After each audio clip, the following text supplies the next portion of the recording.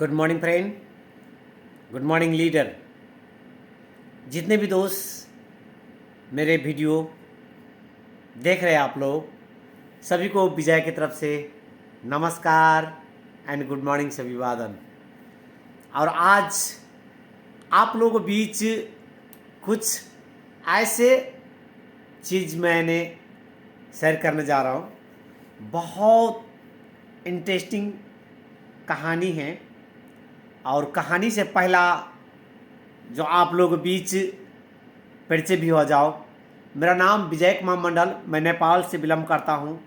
जिला धौंसा, अंचल जनकपुर, गावी से गिधा, त्रिकोरिया चौक, विद्यानगर पिलका, वार्ड नंबर 6। और अभी जो मैं इस वीडियो के माध्यम से आप लोग देख रहे हैं, मैं दोहा कतार में हूँ। और आज किसी ने सच कहा है कि किसी को होठों पर मुस्कान देखते हो, किसी को होठों पर मुस्कान देखते हो तो जरूर दर्द ने पाला होगा। और जो रेसों को मैदान में जीतते हैं जरूर उसको पाँव में छाला होगा। तो आज मेरे होठों पर जो मुस्कान देख रहे हो, शायद इस विजय ने दर्द से गुजरा होगा। जिंदगी आसान नहीं, मुश्किल भी नहीं। आज शायद जो भी मुस्कान, जो भी चेहरे पर देखते हैं, मैं भी कुछ दर्द से गुजरा होगा। आज मेरे को बोलना आता है, थोड़ा सा बोल लेता हूं। शायद पहला मुझे भी नहीं बोलना आता था, क्योंकि प्रैक्टिस मोर परफेक्ट। जब इंसान हो जो जंग लागे, कचरे लोहे हो, कचरे की भाव में तभी तक बिकता है जब तक उसमें क्वालिटी नहीं होती, जब तक उसमें कोई आकार नहीं होते। जिस तरीके से एक लोहे का अगर कोई प्रकार का आकार नहीं है, उसमें जंग लगा है, तो कचरे के भाव में बिक सकता है। अगर उसी लोहे को आग में तपा करके, हथौड़े की मार करके, गलंडर से घिसाई करके और घिस घिस करके जब एक चाकू बनता है, छुरी बनता है, हथौड़े बनते हैं, तो उसमें कीमत उसको 2 गुना 4 गुना बढ़ जाता है।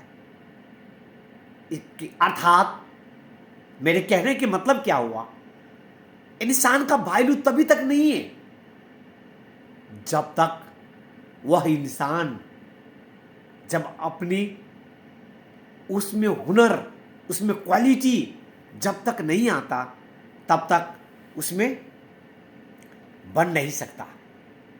क्योंकि इंसान तभी तक मूर्ख है जब तक उसमें क्वालिटी नहीं है। जिस दिन अपना आप को इंसान पहचान लेता है और जगह छोड़ लेता है, जगह को चेंज करता है, तो उसको भी वैल्यू बढ़ जाता है।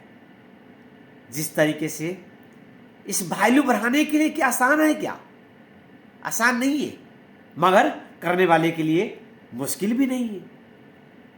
जिस तरीके से चाकू बनने के लिए आग में तपना पड़ा, हथौड़े के मार खाना पड़ा, ग्राइंडर को घिसाई सहने पड़ा, तो चाकू बना ना।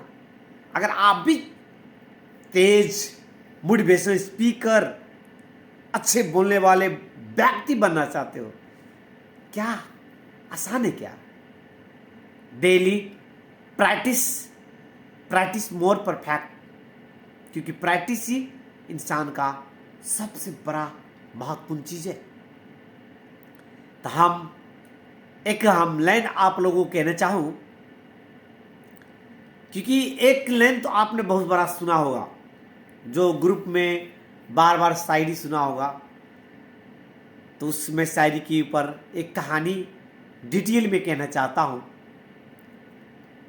एक गांव में एक मंदिर था, एक गांव में एक मंदिर था, और वो मंदिर पूरे गांव का सर सलाह से बनने वाला था, और बना हर व्यक्ति ने पैसा थोड़ा बहुत करके दिया और मंदिर निर्माण होने लगा। जब मंदिर कुछ दिन और काम बाकी था तो कहा इस मंदिर में भगवान रखने के लिए तो मूर्त तो चाहिए नहीं।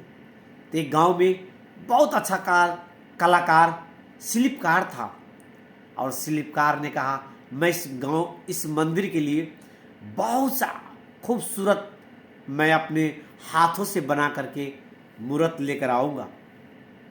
वो चला गया, एक हथौड़ा एक छेनी लेकर के जंगलों की ओर चला गया। जंगलों को और गया और जाने के बाद जब एक बहुत नदी किनारे एक बहुत सुंदर सा पत्थर देखा और जैसा ही सुंदर पत्थर को उठाया और जब खोदने लगा तो उस पत्थर में से आवाज़ कहते हैं मुझे मत मारो, क्योंकि मुझे यह दर्द मुझे बर्दाश्त नहीं होता, मुझे मत मारो। तो कुछ मैं तुमको कुछ बनाना चाहता हूँ, बहुत खुश रहोगे।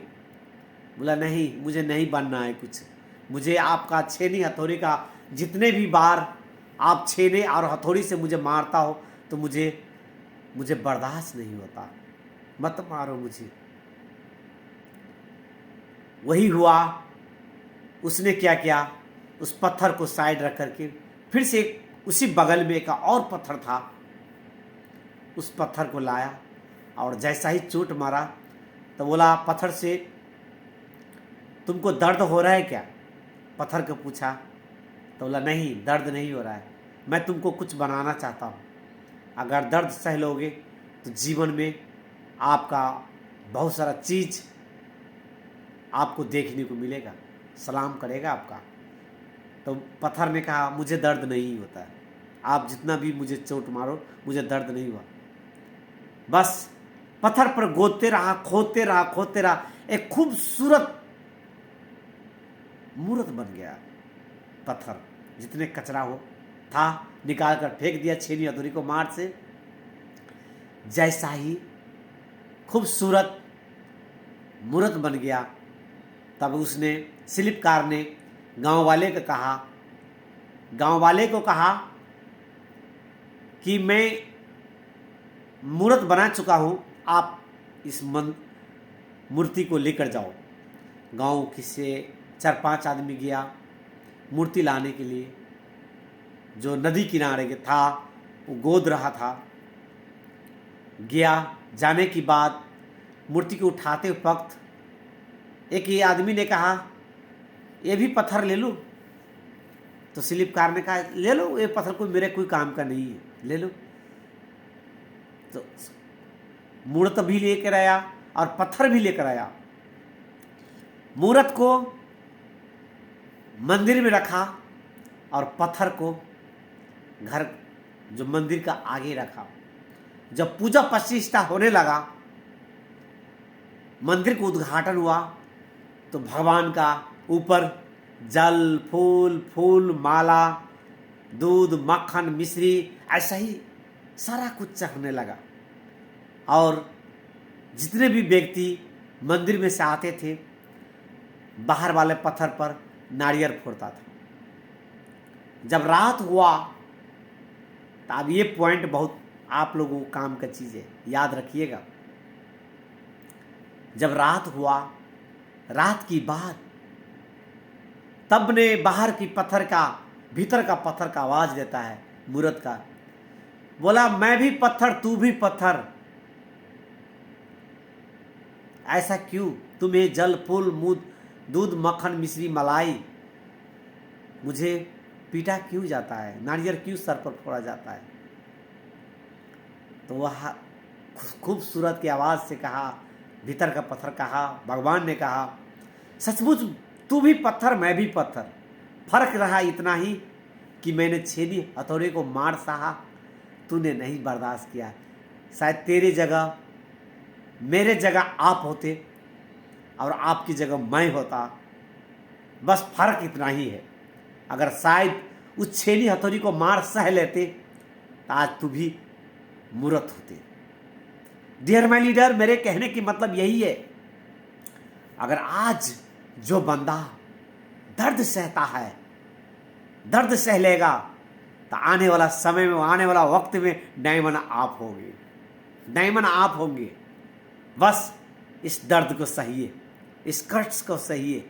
अगर ये कष्ट को सह लेते हो, जीवन में सबसे बेहतरीन इंसान आप बनोगे, आप बनोगे। इतना ही कह के आप लोगों माज से मैं विजय कुमार मंडल अभी के लिए विदा लेना चाहूँ। हाउस द गुड मॉर्निंग डिएक्शन, bye bye all of you everyone. So thank you, good morning डिएक्शन।